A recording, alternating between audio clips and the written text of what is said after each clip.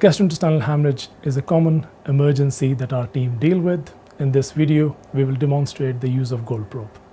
Hello, so my name's Abby. I'm one of the staff nurses in the endoscopy department, and today I'm going to talk to you about the use of gold probe and why we use it in our department.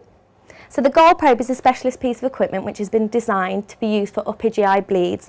It has dual therapeutic capabilities and can be used for injection of things such as adrenaline, and it can also be used for hemostasis and for cauterization. So when is gold probe used? We use it in upper GI bleeds, for example for peptic ulcers, Mallory Weiss tears and for bleeding polyp stalks.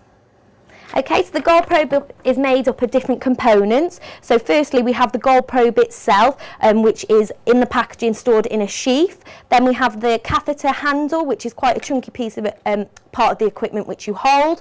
We have the injection port, which is where you administer the adrenaline through. We also have the irrigation port, which is where saline's administered through, or you can just use the injection port and swap your adrenaline and saline over. Then we have the bipolar connector, which will connect to the Irby machine behind me.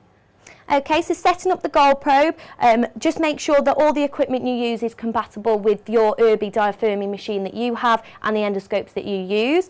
Then is what I need you to do is make sure that you have your Irby set up on the correct setting. We're quite lucky and ours is programmed correctly, so just talk to any reps for the equipment that you do use. So we are going to set it up onto injection gold probe, and I'm going to select the program. And then is what you need to do is change the setting of the machine to bipolar, which on our machine is just this button here. And now we've changed to bipolar, which it tells you so on the screen. Once you've done that, then you can connect your gold probe with the connector to the machine. So this connects to the bipolar section and it just literally pushes in.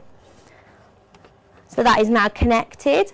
Then is what you need to do is make sure everything's ready to be used before you hand it to the doctor, okay? So is what I would suggest to do is leave the sheath on and connect your syringes first. So you have your saline and your adrenaline. So adrenaline connects to the injection hub. On the injection hub we have the red and green sections. Just think of these as safe zones and danger zones, which I shall go through when I talk through injection. So adrenaline on there. Irrigation port is where the saline will go. Connect your saline, and then I would suggest that you hold these both together, as these are what you'll be using. Then you need to unsheath the gold probe to hand to the doctor.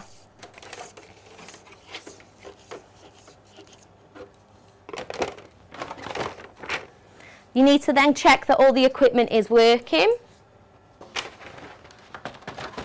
To test the gold probe, you'll need some jelly, some KY jelly. Some people do use saline, some water, okay?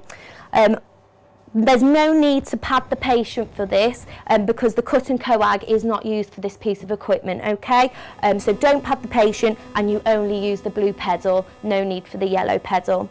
So to test the gold probe itself, as you can see on the tip it's gold and it's separated evenly so that they can get an even burn when it is used, okay? And it gives a greater surface area for when it's in difficult positions when being used.